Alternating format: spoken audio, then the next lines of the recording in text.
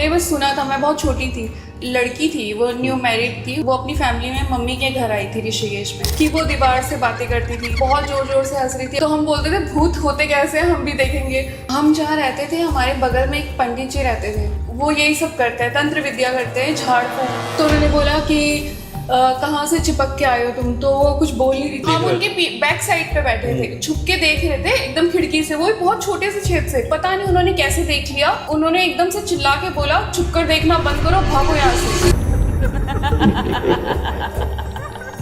हरिद्वार के और ऋषिकेश का बीच का जो बॉर्डर होता है श्यामपुर के पास, तो वहाँ पर भी एक लेडी है, वो परेशान कर रही है।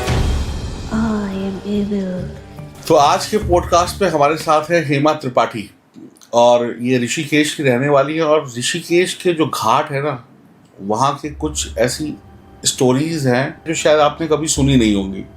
तो वही स्टोरीज आज हम जानने वाले हैं कि कैसे कैसे ऋषिकेश के घाटों में पैरानॉर्मल एक्टिविटीज़ होती हैं, कैसे लोग घरों में ये चीज़ें करते हैं, और कुछ लाइव एक्सपीरियंस हेमा त्रिपाठी को अपने जीवन में हुए हैं। वही जो स्टोरीज हैं, वही स्टोरीज हेमा हमारे साथ शेयर करने वाली है। तो हेमा, बहुत बहुत स्वागत है इस पॉडकास्ट पे। Thank you so much sir. तो हेमा, कितने टाइम से रह रहे हो ऋषिकेश में? सर मैं तो बॉर्न एंड बॉटम ऋषिकेश की हूँ। तो कौन कौन से घाट आपके घर के आसपास पड़ते हैं? मेरे घर के जो सबसे नियर बाय पड़ता है वो त्रिवेणी घाट था, जो है ना? है अभी भी, मतलब जो नियर है एकदम, वो त्रिवेणी घाट है। तो उसी के बगल में है जो शमशान घाट का वो एरिया है ना, वो पूरा उसी के बगल में ही पड़ता है। जब आप कभी बचपन में त्रिवेणी घाट घूमने जाते होंगे तो कुछ एक्सपीरियंस हुआ कभी, या कभी भी किसी भी टाइम? हम जहाँ रहते थे हमारे बगल में एक पंडित जी रहते थे, तो वो हमने उन्हें फैमिली पंडित ही बना रखा था। तो वो जब भी उनके यहाँ ऐसी चीज़ें होती थी, तो एक केस आया था, एक लड़की थी, वो न्यू मैरिड थी, उसकी वो अपनी फैमिली में मम्मी के घर आई थी ऋषिकेश में। तो उसके साथ हुआ था, वो त्रिवेणी घाट में ऐसे ही घूमने गई थी, न्यू शादीशुदा थी। तो अभी वो घूमने गई तो वहां पर उसको एक छाया, या पता नहीं भूत बोलते हैं, शैडो सा कुछ दिखाई दिया। तो उसने ना वो आपस में कुछ बात करके वो स्माइल कर रही थी, तो बहुत जोर जोर से हंस रही थी। अब पता नहीं उसके साथ क्या हुआ, वो शैडो के साथ ही उसके साथ घर चला गया।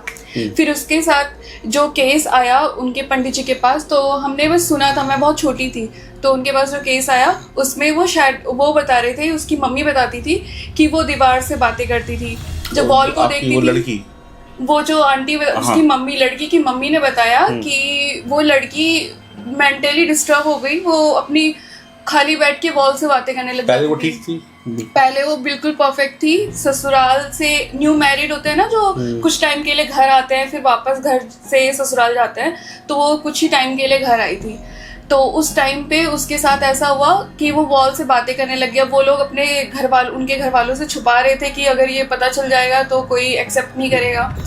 जैसे वॉल से बातें करना, कभी कभी वो बेड पे पॉटी कर देती थी, उसे पता ही नहीं चलता था, और वो उसी में लोट पोट होती थी। अच्छी खासी वेल मैच्योर एज की थी वो, पर उसके साथ बहुत बुरा हो रहा था। वो खुद को हार्म पहुंचाना, खुजली करना, इचिंग करना, और कभी कभी इचिंग इतनी ज़्यादा करती थी कि उसके खून निकल जाता था हाथ से।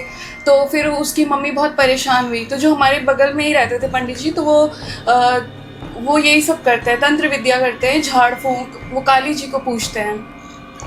तो उन्होंने क्या किया, किसी ने बताया होगा कि ऋषिकेश में वो काफ़ी फेमस थे, घनश्याम भट्ट नाम था उनका। तो किसी ने बताया उनको कि उनके पास जाओ, तो वो गई। तो जैसे ही वो उनके पास गई तो उन्होंने छुपते साथ उनसे बोल दिया कि कहाँ से चिपक के आया ये। तो वो उस लड़की को देखा तो पंडित जी समझ गए कि इसके साथ कुछ हुआ है, और ये कहीं से चिपक के ही आया है। जो छाया है वो किसी मेल की छाया थी, जो उसके साथ वहीं से आ गई, त्रिवेणी घाट से। तो उन्होंने बोला कि वो जब उसके पास गई तो उसकी मम्मी से उन्होंने कहा तुम बाहर जाओ। तो वो खड़ी हो गई, क्योंकि बेटी, ऐसे अननोन इंसान के सामने कोई अपनी बेटी को नहीं छोड़ेगा जो मेंटली थोड़ी सी डिस्टर्ब थी। तो उन्होंने बोला कि कहाँ से चिपक के आए हो तुम, तो वो कुछ बोल नहीं रही थी। तुम सुन रही थी? तुम लोग हम लोग बहुत छोटे छोटे थे। मैं बताती हूँ, मैं थी उस वक्त 5th क्लास में, और मेरा छोटा भाई था।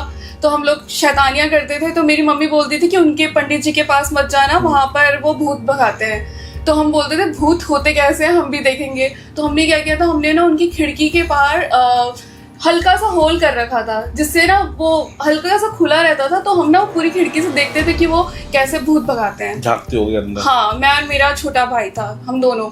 तो हम लोग देख रहे थे, तो वो उन्होंने जब ये बताया, जब वो बातें कर रहे थे, तो हम लोग गए थे भाग भाग के, हम स्कूल से आए थे, तो हम लोग गए, हमने बोला आज तो भूत आ रखा उनके यहाँ, क्योंकि वो बहुत अजीब सी आवाजें करते करते आई थी। एक तो वो एंट्री नहीं कर रही थी, जब वो नीचे गेट पे थी ना, तो हम लोगों ने देखा तो वो अजीब तरीके से बिहेव कर रही थी, जैसे कोई पागल नहीं होता, वो धक्का देना, अपनी मम्मी के ऊपर हाथ उठाना, तो वो उनको प्रेशर करके लेकर आई, तो ऊपर आई, तो हमने बोला आज तो भूत देखने को मिलेगा।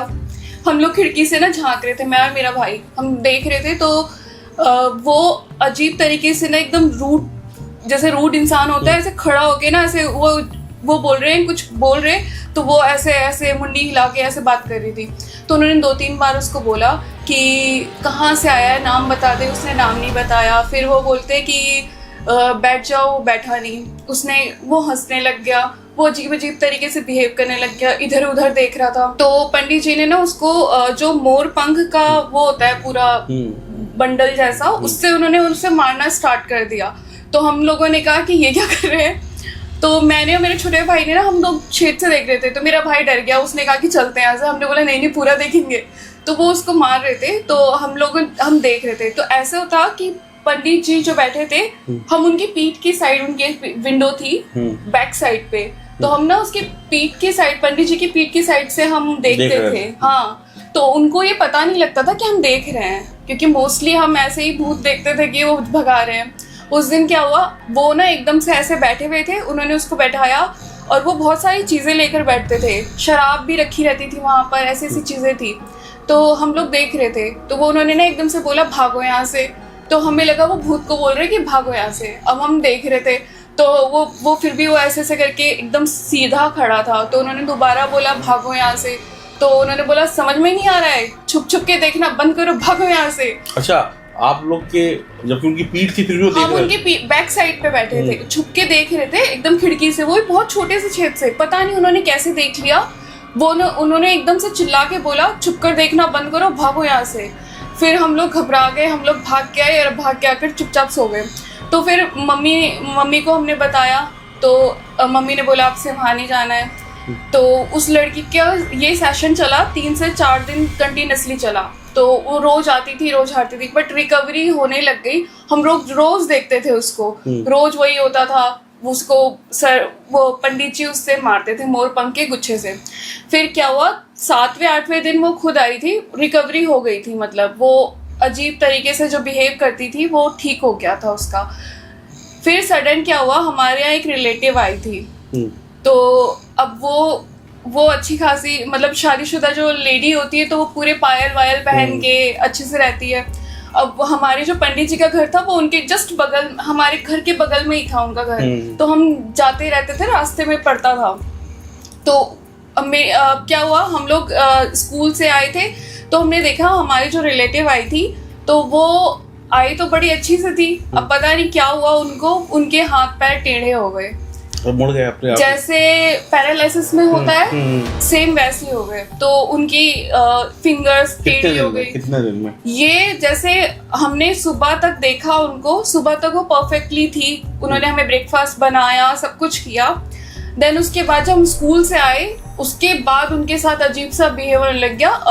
2 बजे की बात है, 2 बजे उनके हाथ पैर अजीब से हो गए, टेढ़े हो गए, तो जैसे पैरालिसिस हो जाता है ऐसे हो गए।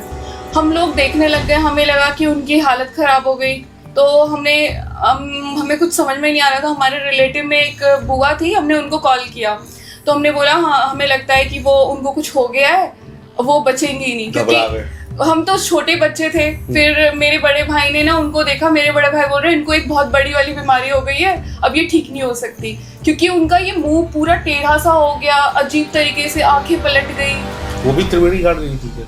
नहीं, वो वहीं थी, मतलब पंडित जी के घर के बगल में रहते थे। तो पता है क्या हुआ, उनके साथ हुआ, जो पंडित जी जिनको झाड़ रहे थे, अब वो पायल की आवाज सुन के ना उस छाया ने उनको छोड़ दिया, तो वो उनके पीछे चिपक गया, रिलेटिव के पीछे, क्योंकि वो जब झाड़ फूंक होती है, एंड का जो प्रोसेस होता है उस टाइम पे आपको ना तो घुंघरू जैसी चीजें रखनी चाहिए, ना स्माइल करनी चाहिए, ना इत्र लगाना चाहिए, इन सब चीजों से बहुत दिक्कत होती है।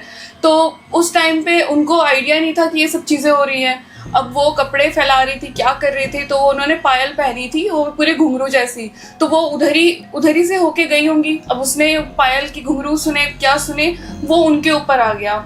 ओके, तभी वो और उनकी हालत बहुत खराब थी। आंखें, ये जो हमारी आंखें पलट रखी थी, पूरी बॉडी टेढ़ी हो रखी थी। हम लोग डर गए, हमने कॉल किया, हमने अपने मतलब पेरेंट्स को कॉल किया, उनको बोला कि इनकी हालत बहुत ख़राब है, ये शायद ये मरने वाले हैं, इनको कुछ हो गया। तो हम फिर मेरे पेरेंट्स आए, तो उन्होंने क्या किया, उन्होंने उनको लेके गए। तो उस वक्त हमारे पास पंडित जी थे, क्योंकि हम जब मम्मी पापा कहीं चले जाते थे तो गार्जियन के तौर पे ना वो हमारी देखभाल करते थे। तो वो आए, उन्होंने कहा कि ये यहाँ आ गया, उन्होंने सडन पहचान लिया। तो उन्होंने बोला, उन्होंने अपने सर पे ऐसे हाथ रखा, फिर उन्होंने कहा कि ये तो बहुत बड़ी दिक्कत हो गई। तो हम लोग बोलने लगे क्या हुआ इनको, तो वो बोलने लगे कि इनको नहीं चिपकना चाहिए था। उस वक्त वो प्रेग्नेंट थी, तो अब ये बहुत बड़ी इशू हो गया। उनके हाथ पैर टेढ़े हो गए। अब वो पता है क्या करती, वो उल्टा होके लेटी रहती, कभी ऐसे गर्दन कर लेती, बहुत अजीब तरीके से। दिन तक रहा ये 7 दिन तक चलता रहा। और हम लोगों को फिर भेज दिया कि आप लोग, हमें पड़ोसी के घर भेज दिया था कि आप लोग रहोगे, बच्चों को के ऊपर भी थोड़ा सा रहता है ना, तो हम लोगों को हटा दिया। तो उस टाइम पे हमने उनकी हालत देखी थी, बहुत भयंकर वाली हालत थी।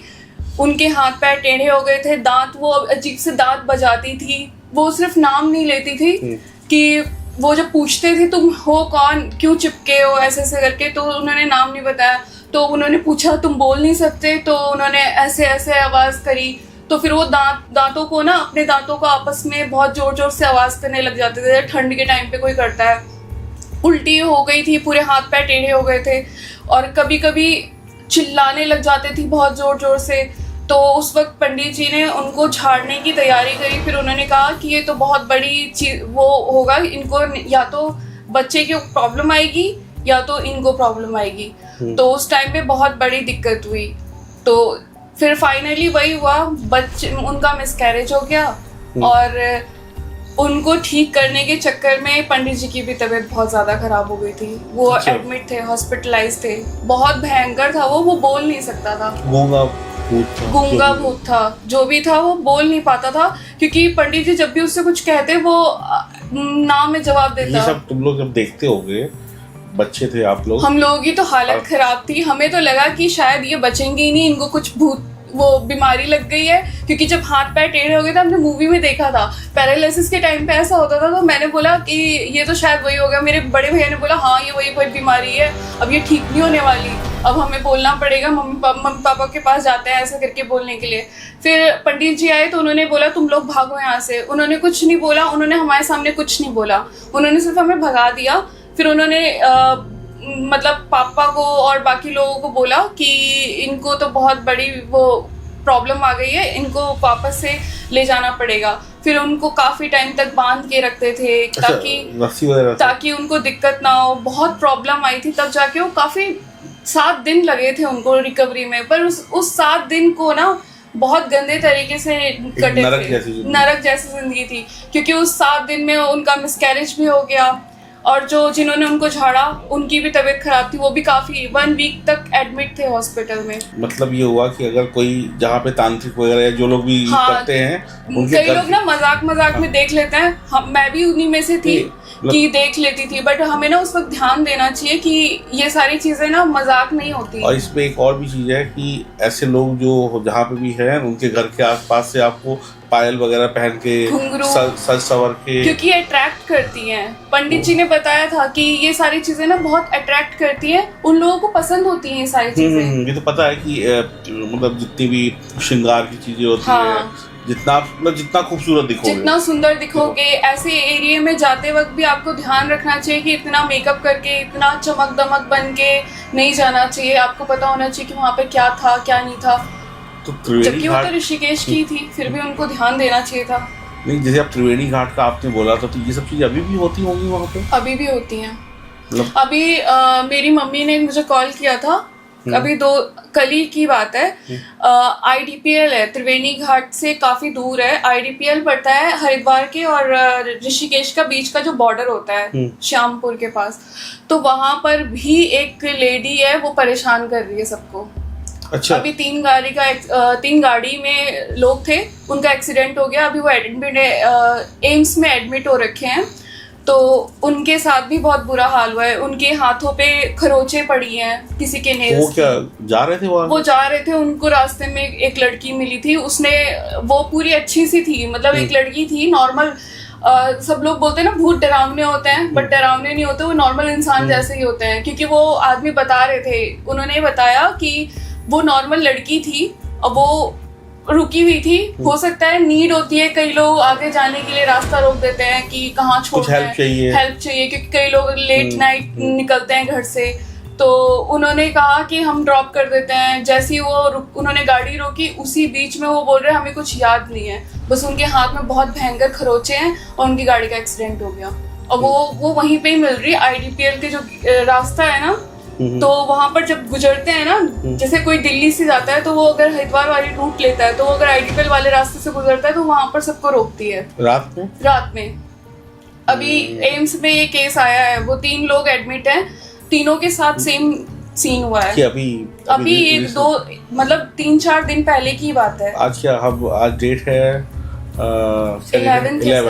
11 अप्रैल, तो यानी कि 8 या 9 की बात है, 8 या 9 के आसपास की बात है।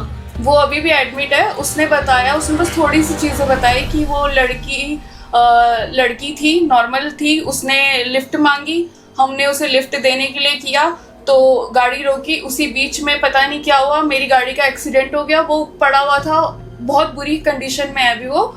तो उसने जब उसको एडमिट किया गया तो उसके हाथ में ना ऐसे पूरा स्किन निकली हुई है, दोनों हाथ की। किसी ने ऐसे खुर्च के नहीं निकालते नेल से, उससे भयंकर तरीके से निकली हुई है। तो अभी वो एडमिट है। जो लोग उस रास्ते से जाए थोड़ा बच के जाए। हाँ, क्योंकि अभी हर जगह ये बात फैल चुकी है ऋषिकेश में मोस्टली, कि वो IDPL वाले रास्ते में कोई तो लेडी है जिसने सुसाइड किया था। अभी कुछ लोग बोल रहे हैं उसने कभी सुसाइड किया है इन दिनों, तो इसलिए वो परेशान कर रही है सबको। कुछ लोग बोल रहे हैं कि ये पहले से ही वहां पे थी, अब एक्टिव हो रखी है, परेशान कर रही है सबको।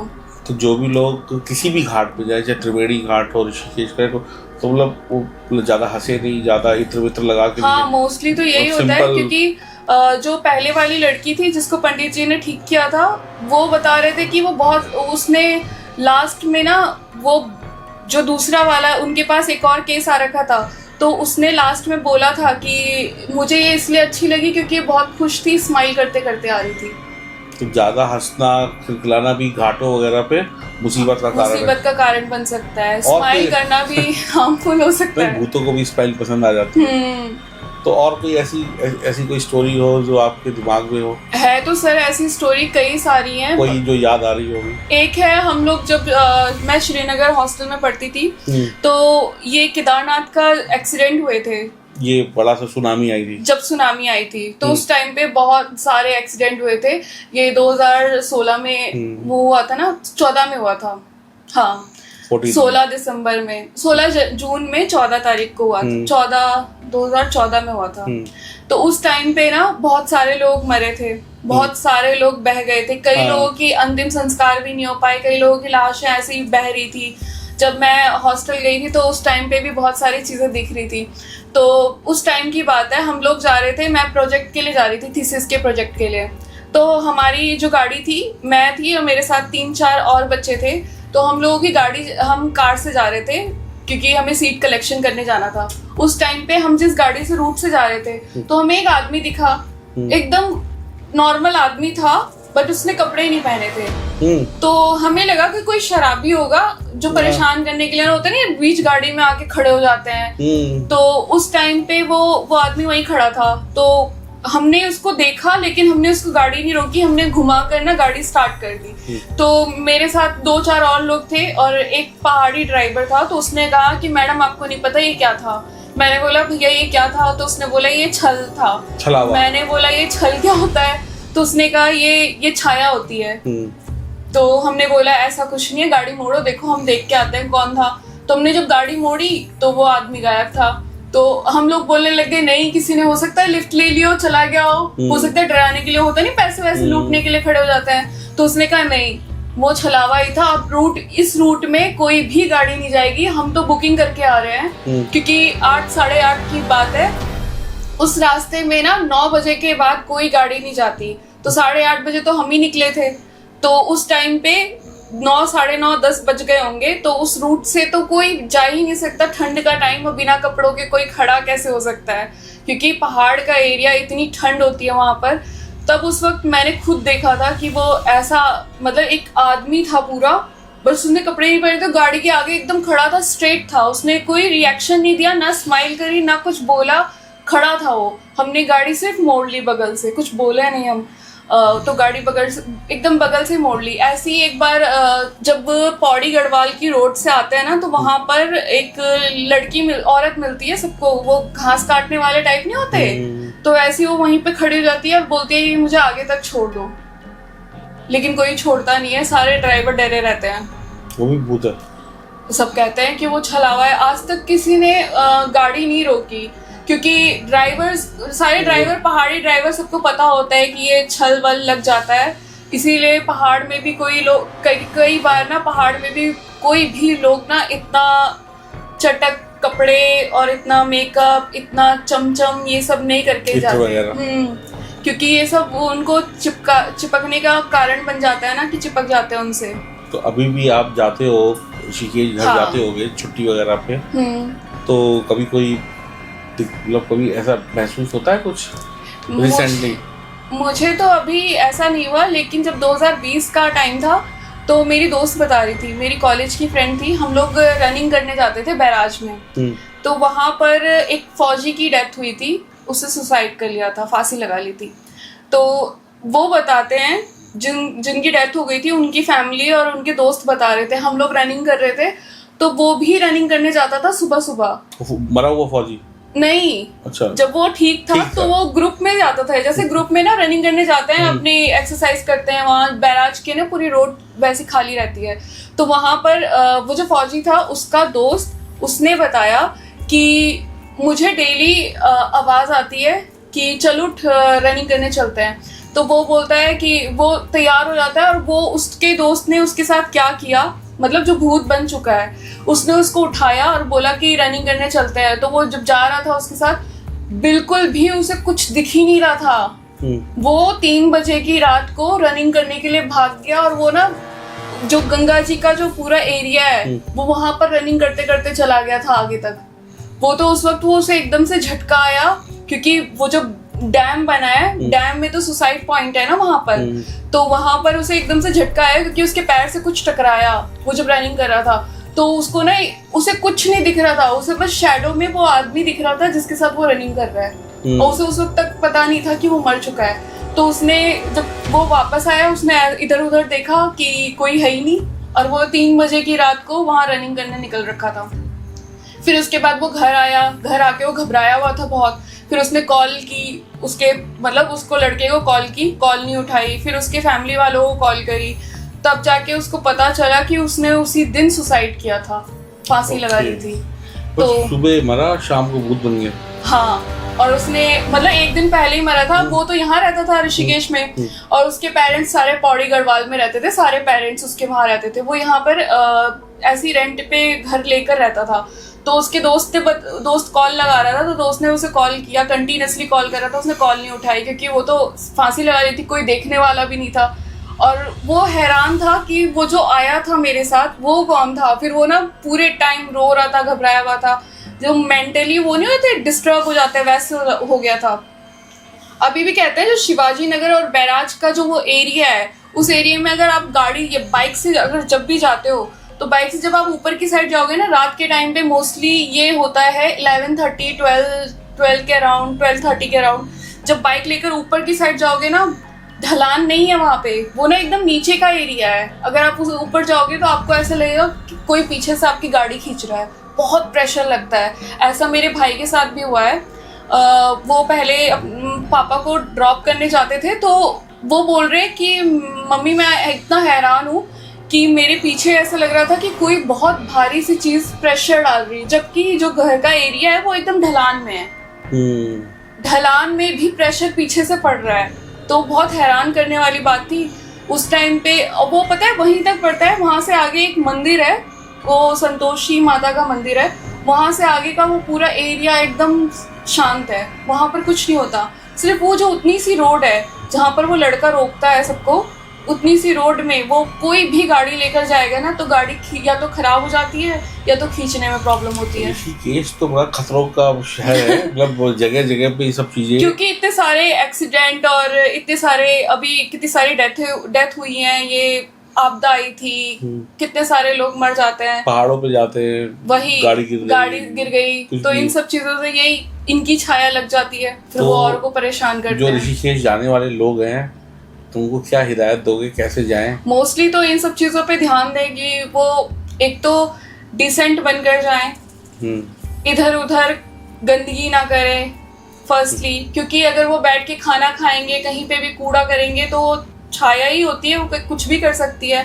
परफ्यूम ना लगाएं, ज्यादा हंसे नहीं। हाँ, आप ऐसे सुनसान एरिया में जा रहे हो, आपको लग रहा है वो ट्रैक है या ट्रिप है, कई लोग एक्साइटमेंट में रहते हैं कि यार ये तो पूरा पहाड़ी एरिया है, ट्रैक में जा रहे हैं, यहाँ पर बैठ के दारू पियेंगे, यहाँ पर बैठ के परफ्यूम लगाकर घूमते रहते हैं। बट ये ऐसा नहीं करना चाहिए, क्योंकि आपने तो लगा लिया परफ्यूम, आगे वाले को तो बस यही मिल गया ना, पीछे पीछे तो आपके साथ कोई और भी चला जाएगा घर तक, और फिर परेशान कौन होगा? आपकी फैमिली होगी। ना तो स्माइल करनी चाहिए, खुल के हंसना है तो अपने घर ही हंस लो, पहाड़ों पे इतना खुल के हंसना नहीं चाहिए, किसी का नाम नहीं पुकारना चाहिए। कई लोग देखते हैं कि हिली एरिया पहाड़ है, टकरा के आवाज वापस आएगी, तो वो ना किसी का भी नाम लेने लग जाते हैं, सीमा, प्रियंका, किसी का भी नाम लेने लग जाता है चिल्ला चिल्ला के, तो वो नाम भी नहीं लेना चाहिए, क्योंकि आसपास कई सारी नेगेटिव एनर्जी भी होती है।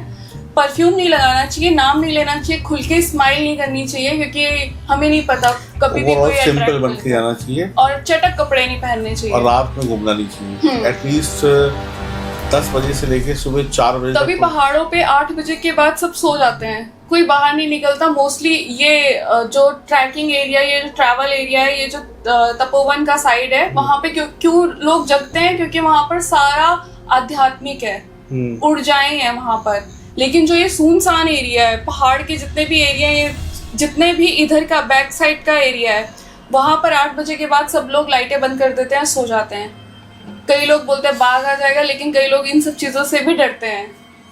तो अगर ये जो जितनी भी आपने स्टोरीज बताई सब रियल स्टोरीज हैं, हाँ, ये डेफिनेटली ये रियल है, खुद ही देखी, मेरी आंखों देखी है। तो अब इससे आप सबको भी एक अंदाजा लगी गया होगा कि चीजें वाकई में होती हैं। हाँ, होती हैं, और बहुत संभल के आप ट्रैवल करो, बहुत संभल के खाओ पियो। और कई बार ऐसा होता है कि ये जो ऐसी पावर्स होती है, हाँ, वो किसी का रूप लेकर भी आपसे हेल्प मांग लेंगी, और पता चला आप उन्हीं के साथ बैठ के खाना खा रहे हो, पता चला आपने उनकी गाड़ी रोक ली, उनको बैठा लिया। कई लोग बोलते हैं कि नहीं, गाड़ी में कोई भूत नहीं चिपक सकता, हमने भगवान का वो लगा रखा है।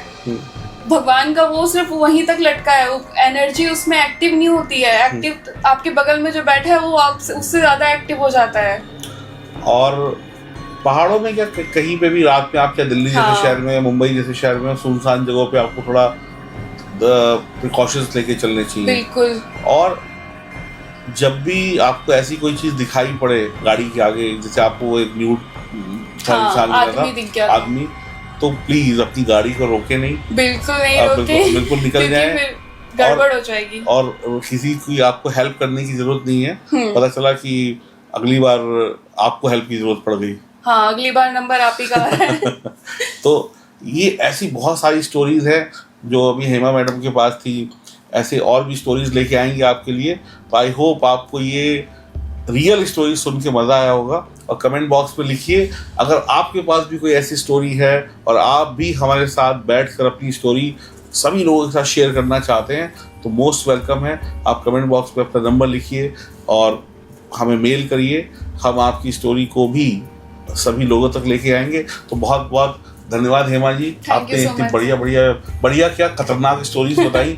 और मैं यही कहूँगा कि आप भी सुरक्षित रहें और आपके परिवार वाले भी सुरक्षित रहें, और आप लोग भी हल्के में मत लेना भैया, हाँ, थोड़ा सुरक्षित रहे। बिल्कुल। बहुत बहुत धन्यवाद।